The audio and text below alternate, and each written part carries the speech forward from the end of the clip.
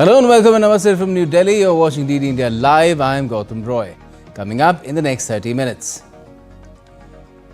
Prime Minister Narendra Modi and Sheikh Mohammed bin Zayed Al Nahyan strengthen India-UAE ties with pacts in defence, energy, investments, shipping and AI in Abu Dhabi.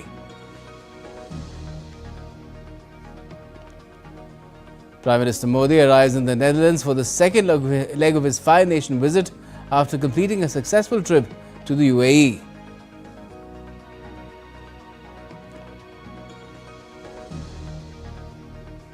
BRICS foreign ministers discussed global governance reforms on day 2 of their Delhi meet. Iran's foreign minister Abbas Aragchi tells India the Strait of Hormuz is open for friendly countries.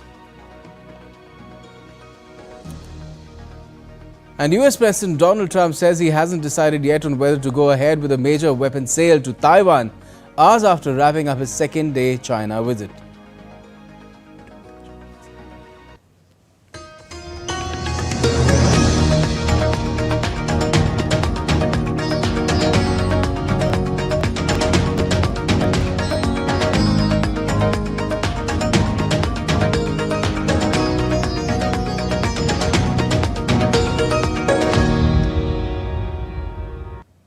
First up, let's get you all the top developments related to Prime Minister Modi's Abu Dhabi visit.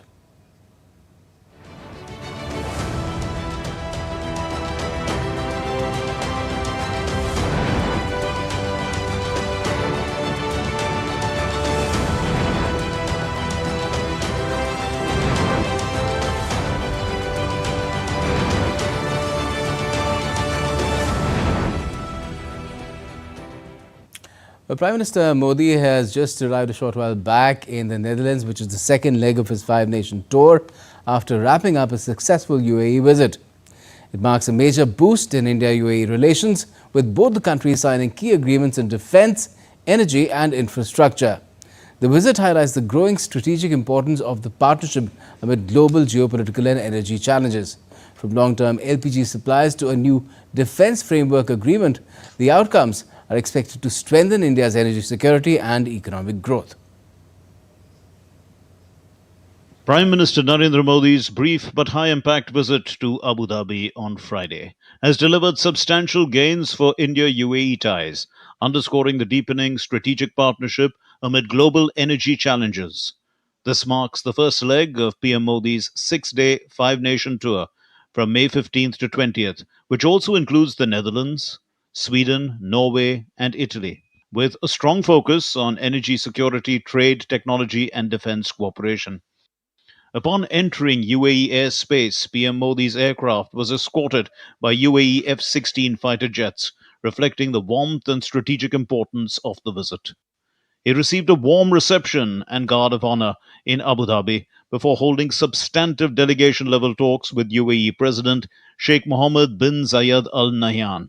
The leaders signed a landmark framework for strategic defence partnership, an MOU on strategic petroleum reserves, a long-term agreement for LPG supplies, and an MOU for establishing a ship repair cluster at Vadinar in Gujarat. Investments worth $5 billion were also announced in Indian infrastructure, RBL Bank and Samman Capital. These pacts aim to deepen cooperation in defence industrial collaboration, advanced technologies, counter-terrorism, energy security and economic development. Bharat हर परिस्थिति में UAE के साथ कंधे से कंधा मिलाकर खड़ा है और आगे भी खड़ा रहेगा। जल्द से जल्द शांति और स्थिरता की बहाली के लिए भारत हर संभव सहयोग देने के लिए तैयार है।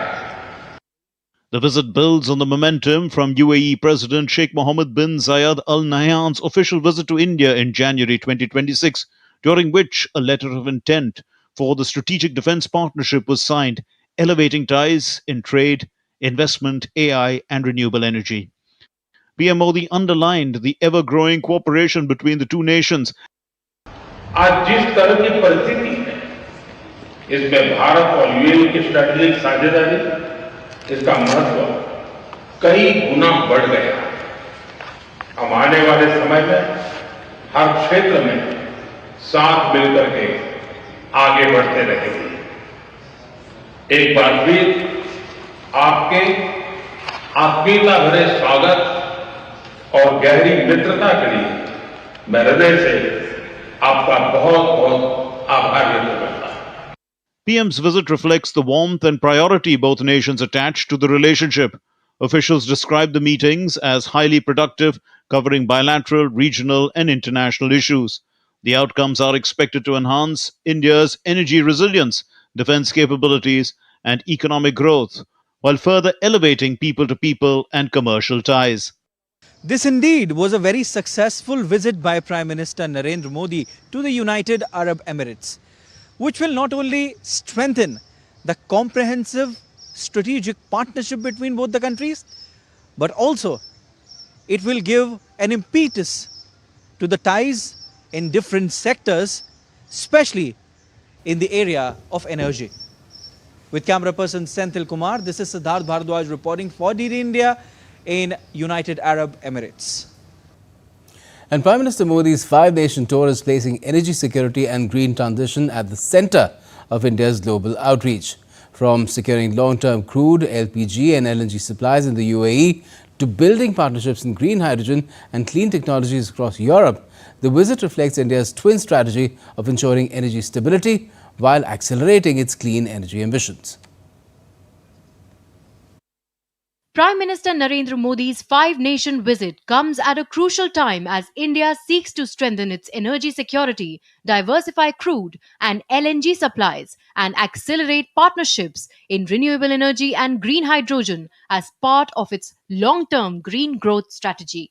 PM Modi began the tour in the United Arab Emirates, where energy security dominated discussions with President Sheikh Mohammed bin Zayed Al Nahyan. The two countries signed key agreements on strategic petroleum reserves and long-term LPG supplies, reinforcing the UAE's role as one of India's most critical energy partners. The UAE currently meets nearly 11% of India's crude oil requirements and around 40% of the LPG demand. Indian companies have also signed long-term LNG agreements.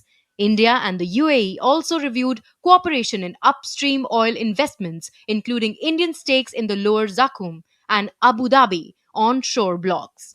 Beyond oil and gas, India and the UAE are rapidly expanding cooperation in renewable energy and green transition projects. Both countries are also exploring electricity grid connectivity and cooperation under the Global Biofuels Alliance launched during India's G20 presidency. As Prime Minister Modi moves from the Gulf to Europe, the focus shifts from conventional energy security to green transition and green hydrogen partnerships. In the Netherlands, discussions are expected to focus on green hydrogen corridors, sustainable infrastructure, and clean technology cooperation. In Sweden and Norway, Prime Minister Modi's engagements are expected to focus on industrial decarbonization, offshore wind energy, battery technology, carbon capture, and clean manufacturing. India and Sweden are already working together under the Leadership Group for Industry Transition, or LEAD IT, aimed at decarbonizing hard to abate industrial sectors. Sweden is also emerging as a key partner in green steel and hydrogen based industrial technologies. Norway visit and third India Nordic Summit in Oslo are expected to deepen cooperation in offshore wind, blue economy, Arctic sustainability research, and green technologies. The final leg of the visit in Italy will focus on clean energy, advanced manufacturing, and sustainable industrial cooperation under the India Italy Joint Strategic Action Plan 2025 2029. Bureau Report, DD India.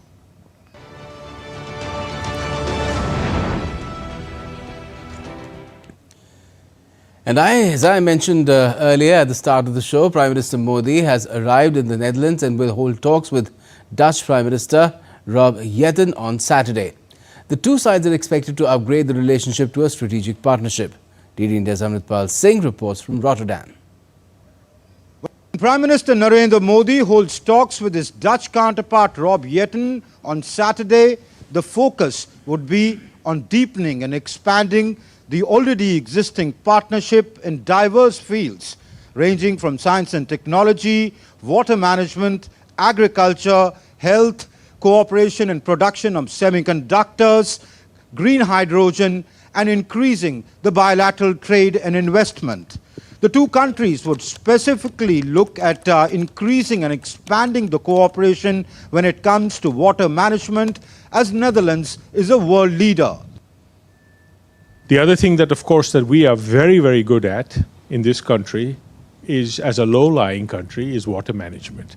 But it's not just about, keeping our feet dry. It's also about water purification, about water recycling, about water management, about disaster, about risk management. Textiles is another important component of trade between the two countries. There's a 400-year-old trade relationship between India and the Netherlands, specifically textiles. So cottons and chintzes became very popular in the Netherlands because of their material, which was soft and color fast. The bilateral trade between India and the Netherlands stood at $27.8 billion last year. The potential of it is much more, not just bilaterally, but also with the rest of Europe. For where I am standing at the Rotterdam port is known as the gateway to Europe. So this becomes increasingly significant, especially in the context of the recently concluded India-EU Free Trade Agreement. With cameraman Monty Singh, this is Amritpal Singh for DD India in Rotterdam. Now, as India continues to strengthen its position as one of the world's fastest growing economies, interest from international businesses is growing as well. In the Netherlands, companies and trade organizations increasingly see India as a key partner for investment and innovation. DD India's Mark Limburg reports. India is rapidly becoming one of the world's most important economic powers, and Dutch companies are increasingly looking for new opportunities. From technology and logistics to agriculture and innovation, cooperation between India and the Netherlands continues to grow. We spoke to Edith Noordman of the India-Netherlands Chamber of Commerce and Trade and to Dutch entrepreneur Jelke Schippers, who is working closely with India about why they see the country as an attractive and promising partner for business and investment. The Netherlands-India Chamber of Commerce and Trade has been enhancing the business relations between the Netherlands and India and vice versa already for 23 years. We are very proud to support businesses in the corridor, and now is even the moment with the upcoming FTA of doing that even stronger than before. What makes India particularly attractive today is the combination of scale, talent, digital transformation, and long-term economic growth. There are tremendous opportunities for growth between India and Netherlands.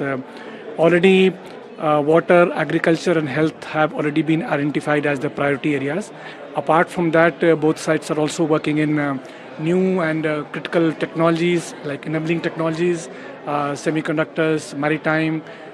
So there are huge opportunities for us to grow together.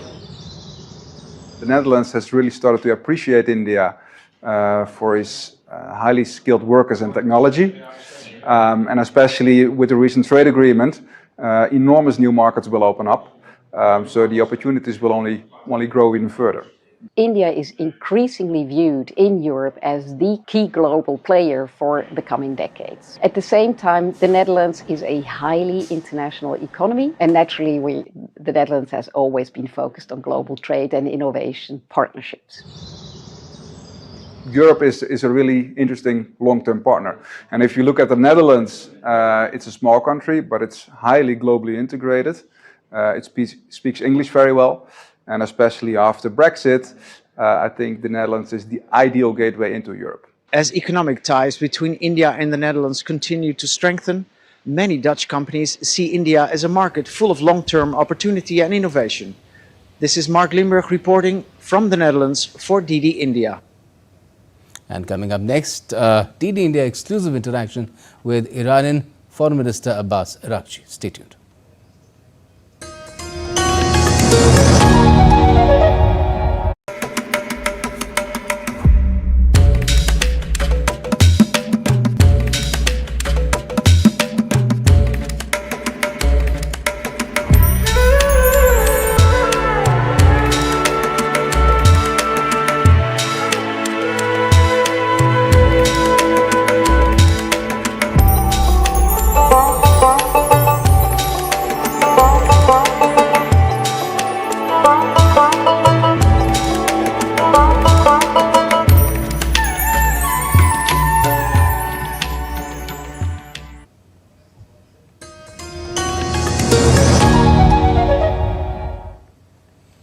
Welcome back. You're watching DD India Live. I'm Gautam Roy.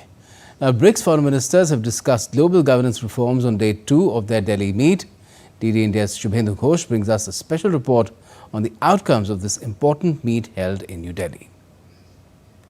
BRICS foreign ministers' meetings concluded on Friday. On day 2 of the high-level engagements, leaders participated in a session on reforms of global governance and multilateral system. Opening the session, India's External Affairs Minister Dr. S. Jaishankar underlined the need for credible and reformed multilateralism in a world that is more interconnected, complex and multipolar. Our discussion on reform is both timely and necessary. From declining trust to inefficiencies in decision-making, multilateral frameworks are under considerable strain. As BRICS nations, we have a shared responsibility to advance a more inclusive, representative and responsive global governance architecture.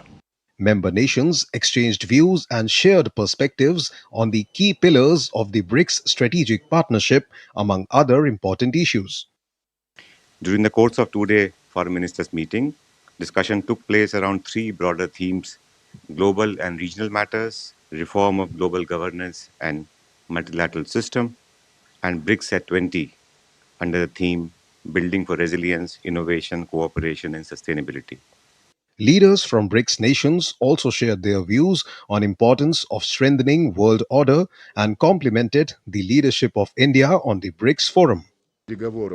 During the talks with the Foreign Minister of India, His Excellency Jaishankar, and during a lengthy reception and conversation with the Prime Minister of India, Narendra Modi, we discussed the key areas of our privileged strategic partnership that were defined during the summit between President Putin and Prime Minister Modi, including the latest summit of this kind that took place here in New Delhi last December.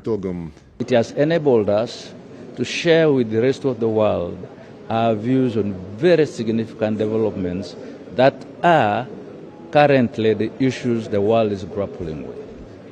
It has enabled us to share our views on the global governance system, the tendencies of unilateralism and versus multilateralism. On the sidelines of the BRICS summit, EAM Jaishankar held a number of bilateral meetings, including with leaders from Iran, Malaysia, Uganda, Cuba, among others.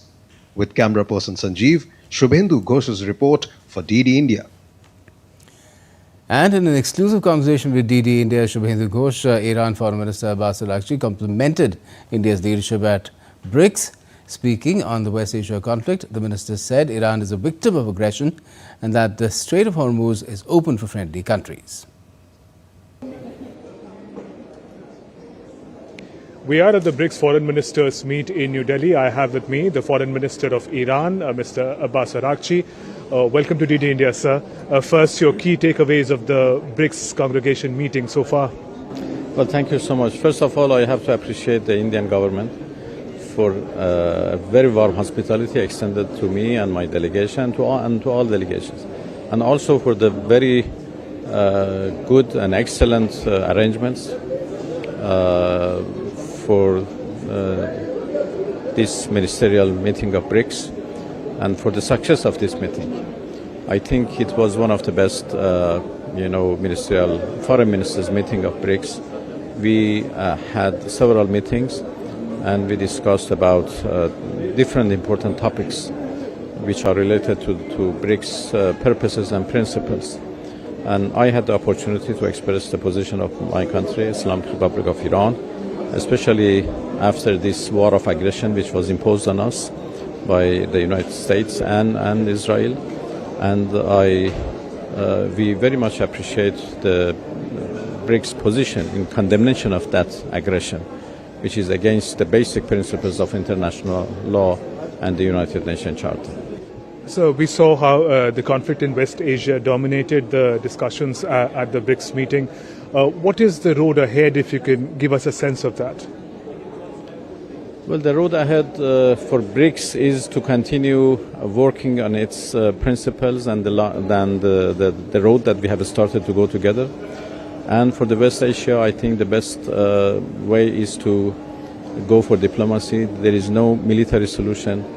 And I think the United States should understand the point. They have tested us at least twice, and they have come to the point that there is no military solution.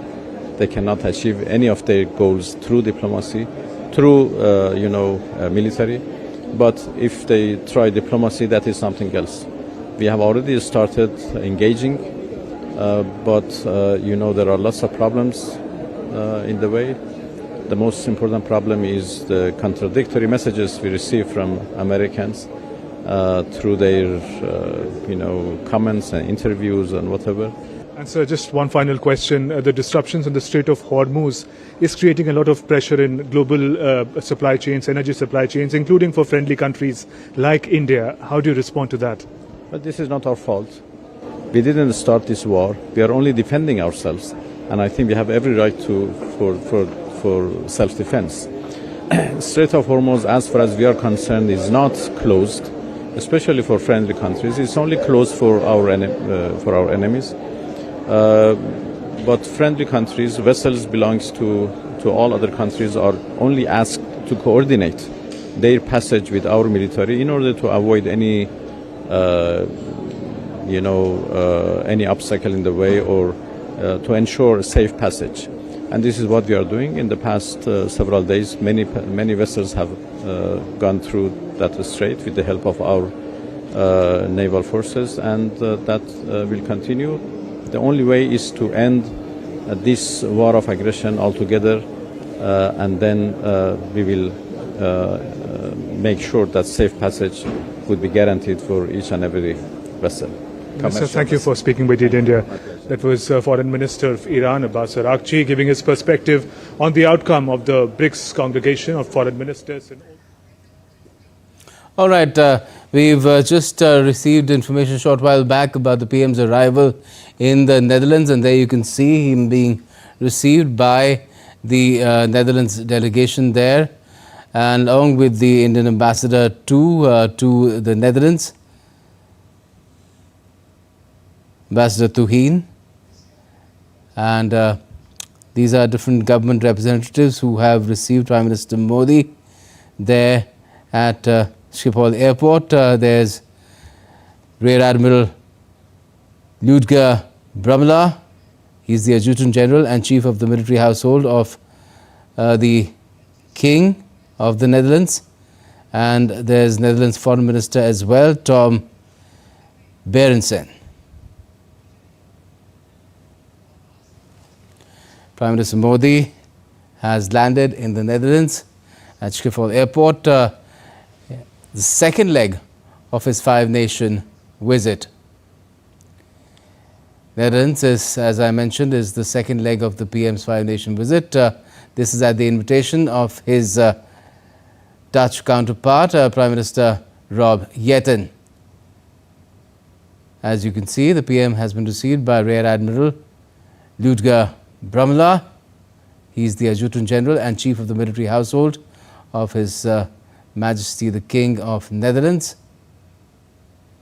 And the Netherlands Foreign Affairs Minister Tom Berendsen is also there, as well as India's ambassador to the Netherlands,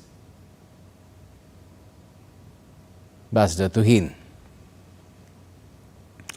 Several other senior officials were there at the airport as well from the government of Netherlands when Prime Minister Modi arrived.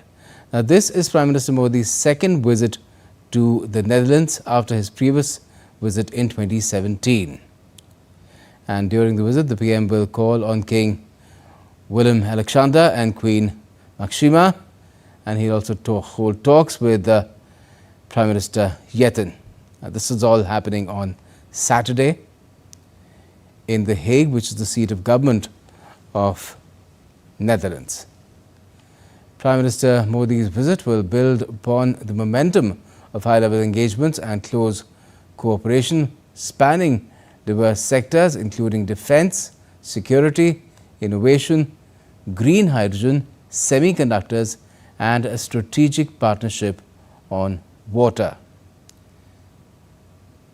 The PM's visit early in the tenure of the new government in the Netherlands will provide an opportunity to further deepen and expand the multifaceted partnership. The Netherlands, and it's a less known fact really, is one of India's largest trade destinations in Europe, with bilateral trade worth almost $28 billion. That was in 24-25. And it's also India's fourth largest investor, with cumulative FDI from the start of the millennium of about $55.6 billion US. So an expansive partnership that already exists between India and the Netherlands. There are prospects of it being expanded further, new facets being added, particularly in the strategic domain.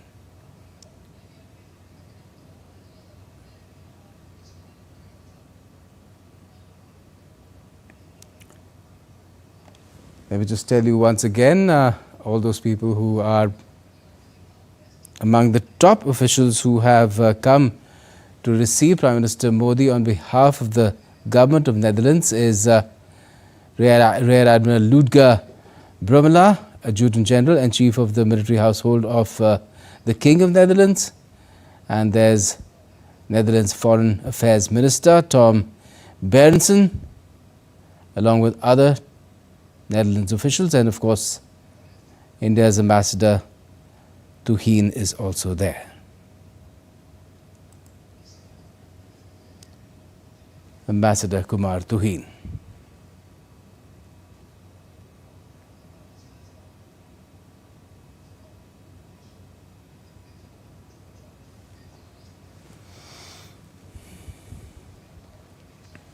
As I have been mentioning, Prime Minister Modi arrived in the Netherlands at Schiphol Airport just a short while back.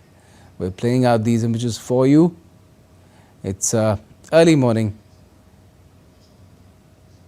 in the Netherlands, about a 3.5 hour difference in the Netherlands. So not really early morning, early night in the Netherlands at the moment.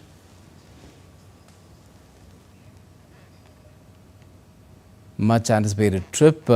The entire business community looking forward to PM Modi's arrival as part of his 5-nation tour, looking to expand ties between India and the Netherlands, which are already fairly expensive, like I mentioned, in terms of trade and investments.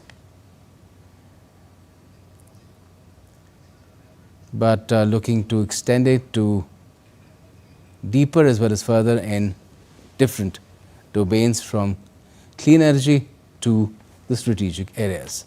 And that's all we have for the moment in this edition of DD India Live, but let us know your thoughts on the news of the day. And for those on the go, you can get all the latest news and updates from India and across the world on DD India's mobile app. It's available on both Android and iOS. Just scan the QR code on the screen to download the app right away. And we'll be back with more news as it breaks here on DD India. I'm Gautam Royan. From all of us here in Delhi, thanks for watching DD India Live.